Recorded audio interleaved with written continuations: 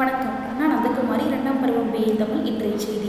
இழப்பீட்டுக் கொள்கையை தயார் செய்ய உச்சநீதிமன்றம் உத்தரவு. கரோனா தடுப்பூசி செலுத்திய பிறகு ஏற்பட்ட தீவிர உடல்நல பாதிப்புகளுக்கான இழப்பீட்டுக் கொள்கையை வழங்குமாறு மத்திய அரசுக்கு உச்சநீதிமன்றம் செவ்வாய்க்கிழமை உத்தரவிட்டது.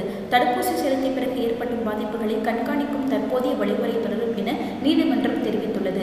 கரோனா தடுப்பூசியின் முதல் தவணையை செலுத்திய பிறகு ஏற்பட்ட பாதிப்புகளால் தங்களுடைய மக்கள் உயிரிழந்ததாக குற்றச்சாட்டிய ஒரு தம்பதியர் உச்சநீதிமன்றத்தில் மனு தாக்கல் செய்தனர். கரோனா தடுப்பூசியால் ஏற்பட்ட பாதிப்புகளுக்கு மத்திய அரசு இழப்பீடு வழங்கக் கோரி தாக்கல் செய்யப்பட்ட அந்த மனுவில் தடுப்பூசி செலுத்திய பிறகு ஏற்பட்ட உடல்நல பாதிப்புகள் குறித்து விசாரணை நடத்த நிபுணர் குழுவை அமைக்க வேண்டும் என்றும் தெரிவிக்கப்பட்டிருந்தது.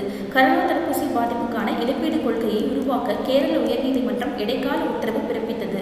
கரோனா தடுப்பூசியால் ஏற்பட்ட பாதிப்புகளால் கணவரை இழந்த சையீதா என்பவர் தாக்கல் செய்த மனுவை விசாரித்த உயர்நீதிமன்றம் இந்த உத்தரவை பிறப்பித்து இதை எதிர்த்து மத்திய அரசு உச்சநீதிமன்றத்தில் மேல்முறையீட்டு மனு தாக்கல் செய்திருந்தது. இந்த மனுக்களை விசாரித்த நீதிபதிகள் விக்ரம் நாத் மற்றும் சந்தீப் மேத்தா ஆகியோர் அடங்கிய அமர்வு செவ்வாய்க்கிழமை பிறப்பித்த தீர்ப்பில் தெரிவிக்கப்பட்டிருப்பதாவது: தடுப்பூசிகள் செலுத்திய பிறகு ஏற்பட்ட பாதிப்புகள் தொடர்பான தற்போதைய அறிவியல் மதிப்பீட்டை கருத்தில் கொண்டு நிபுணர் குழுவை அமைக்க வேண்டிய அவசியமில்லை. தற்போது அமலில் உள்ள சட்டமுறைகளின்படி பாதிக்கப்பட்ட நபர்கள் நிவாரணம் பெற்று வருவதை இந்த தீர்ப்பு பாதிக்காது.